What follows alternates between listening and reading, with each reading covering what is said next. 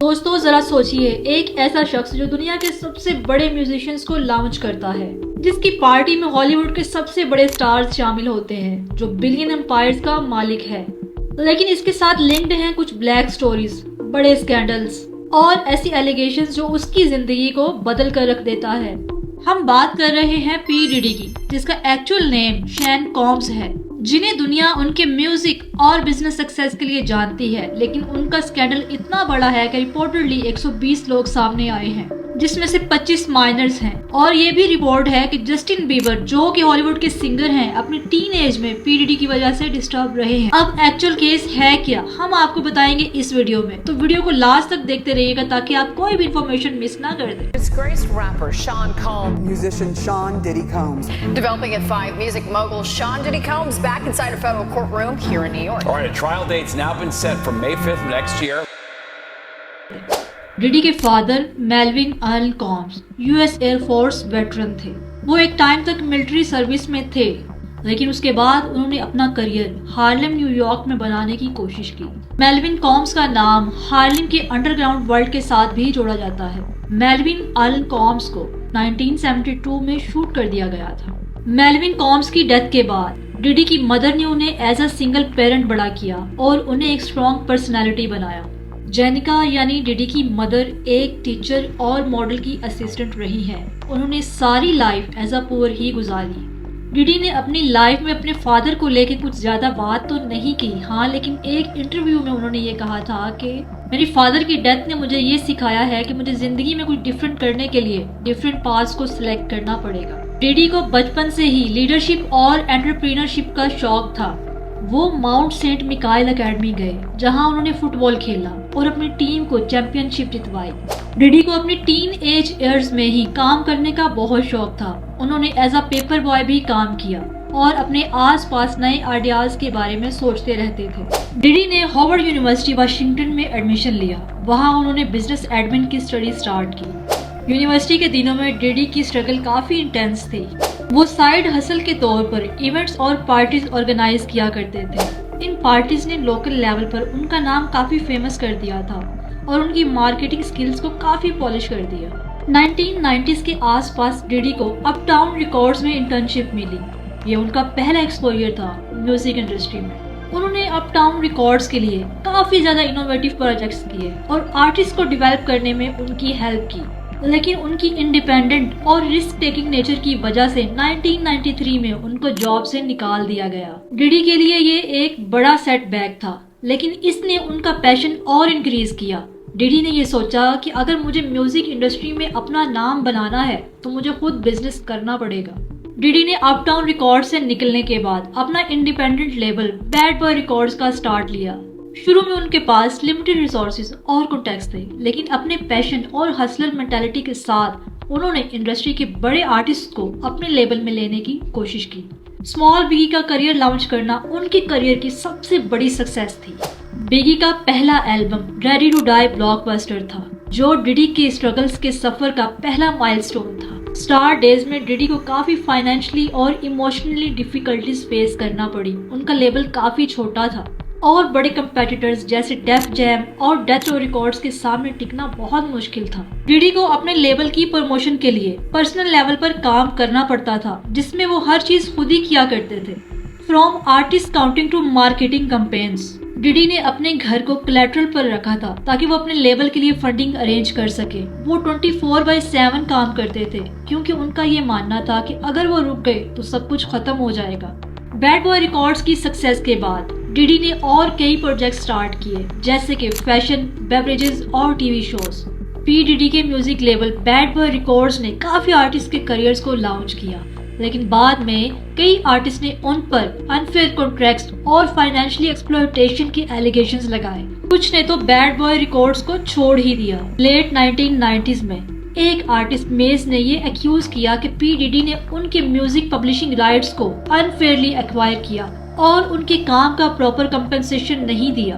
और 2020 में मेज ने पब्लिकली ये कहा कि डिडी उनके पब्लिशिंग राइट्स को $20,000 में खरीद कर अब उन्हें मिलियंस में बेच रहे हैं। लेट 1990s में द लॉक्स के मेंबर्स ने ये एक्यूज किया कि डिडी ने उन्हें अनफेयर रॉयल्टी स्प्लिट्स दिए हैं और वो अर्निंग का ज्यादा हिस्सा अपने पास रखते हैं। 2005 में द लॉक्स ने पब्लिकली प्रोटेस्ट करते हुए ये कहा कि डिडी ने हमें स्लेवरी कॉन्ट्रैक्ट्स दिए हैं और वो प्रॉफिट का ज्यादा हिस्सा अपने पास रखते हैं जबकि हमें कुछ भी नहीं मिलता। असल में डिडी की कंट्रोलिंग नेचर थी और वो सबको कंट्रोल करना चाहते थे, साथ में पंगे तो वो लेते ही थे। इवन 1990s में डैनिटी केन के एक मेंबर ने ये एक्यूज किया कि डिडी ने उनके ग्रुप को मैनिपुलेट किया है और उनके ग्रुप के बीच कन्फ्लिक्ट को प्रमोट करते थे। उन्होंने ये भी क्लेम किया कि डिडी उनकी क्रिएटिव फ्रीडम को कंट्रोल भी करते थे और अनफेयर रेवेन्यू स्प्लिट्स देते थे।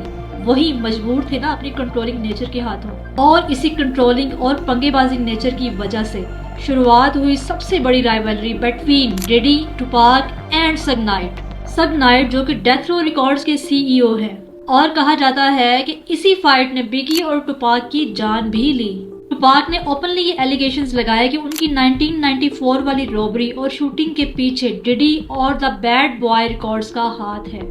इसके बाद बिगी और टुपाक के दरमियान इंटेंस राइवलरी शुरू हो गई जो मीडिया और फैंस के लिए सर्कस का मैदान बन गई।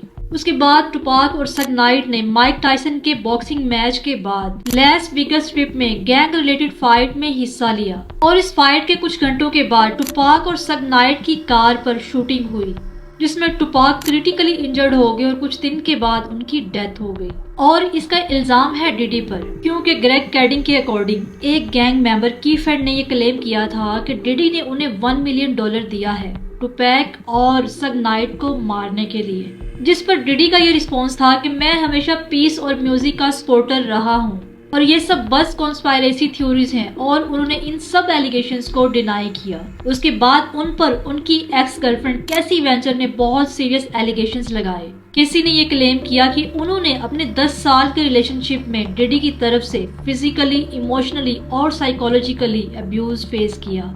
केसी ने ये भी एक्यूज किया कि डिडी उनकी मेंटल हेल्थ को मैनिपुलेट करते और उन्हें इमोशनली एक्सप्लॉइट करते। उन्होंने लॉ सूट में ये भी कहा कि डिडी उन्हें फोर्स किया करते थे ड्रग्स लेने के लिए और फिर उनकी एडिक्शन को मैनिपुलेट करते। इवन केसी के अकॉर्डिंग डिडी उन्हें कंट्रोल किया करते थे। डिडी ने इन सब एलिगेशंस को डिनाई किया लेकिन बाद में 2016 में आया सामने होटल का वो सीसीटीवी फुटेज जहां केसी डिडी से भागने की कोशिश कर रही है लेकिन डिडी ने उन्हें वहीं पर मारा और घसीटते हुए रूम में ले गए। और ये भी रिपोर्ट्स हैं कि डिडी ने होटल मैनेजमेंट को उस फुटेज को डिलीट करने के लिए $50,000 ऑफर किए। ये case out of the court sort out हो गया लेकिन कुछ हकीकत तो ऑडियंस के सामने पी डिडी की आई ही थी। लोग ये समझ गए थे कि डिडी ने इन कंट्रोवर्सी से बचने की कोशिश की है। ऐसे ही एक और लेडी लीजा गार्डनर ने भी ये रिवील किया कि जब वो 16 साल की थी 1990 में तो उन्हें डिडी ने सेक्सुअली असॉल्ट किया। इसके अलावा 120 और लोग सामने आए हैं जिनमें से 16 माइनर्स थे। डिडी से रिलेटेड उनकी लेविश पार्टीज को लेकर भी एलिगेशंस लगे हैं कि उनमें कुछ ऐसे वियर्ड काम होते हैं कि जिनका मैं अभी जिक्र भी नहीं कर सकती। और उनकी पार्टीज में जस्टिन बीबर भी थे लेकिन तब वो माइनर थे। अब एक ऐसा टाइम आया कि जब सब लोग जस्टिन बीबर से हेट करने लगे और जस्टिन का बिहेवियर उनकी टीनेज ईयर्स में काफी ज्यादा कंट्रोवर्शियल हो गया था जिनमें ड्रग्स का use, reckless driving, legal issues with arrest सामने आए। कुछ एनालिस्ट का ये कहना था कि जस्टिस पर असर है early exposure to adult parties का। फिलहाल डिडी की अरेस्ट के बाद जस्टिन बहुत ज्यादा डिस्टर्ब हैं और उन्होंने लोगों से खुद को अलग कर लिया है। अब जब डिडी पर इतनी ज्यादा एलिगेशंस थी और इतने ज्यादा लोग उनके अगेंस्ट सामने आए और इतने ज्यादा केसेस, तो फाइनली अथॉरिटीज ने एक्शन ले ही लिया। 25 मार्च 2024 को डिडी के घर पर रेड मारकर उनको अरेस्ट कर लिया गया। फेडरल एजेंट्स को उनके घर से गन्स और ड्रग्स के अलावा भी बहुत कुछ मिला। अभी तो ये एक स्टोरी है जिसने हॉलीवुड को एक्सपोज किया। अब इनमें और कितने इनह्यूमन्स लुकिंग लाइक ह्यूमंस छुपे हैं, गॉड नोज।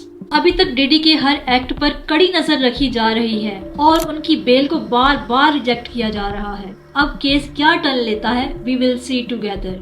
क्योंकि अगर ये सारे केसेस प्रूव हो गए ना तो डिडी भैया तो गयो। खैर, लाइक कर दे, शेयर कर दे और सब्सक्राइब कर दे मेरे चैनल को। Bye bye.